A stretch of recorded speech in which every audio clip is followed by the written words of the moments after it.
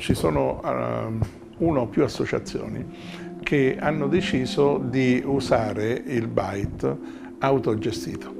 Quindi realizzano questo byte, si sono comprate un micromotore per ritoccarlo e della carta d'articolazione.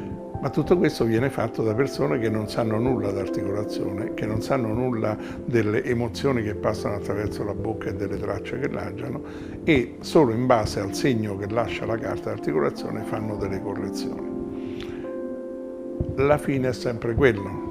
Forse chi vende queste attrezzature, compreso un libricino annesso, ne ha un vantaggio, ma il paziente dopo un po', alla fine, decide di smettere e di ricorrere alla cura di un professionista che magari usa lo stesso byte che lui gli aveva fatto, ma sa come bilanciarglielo e farglielo funzionare.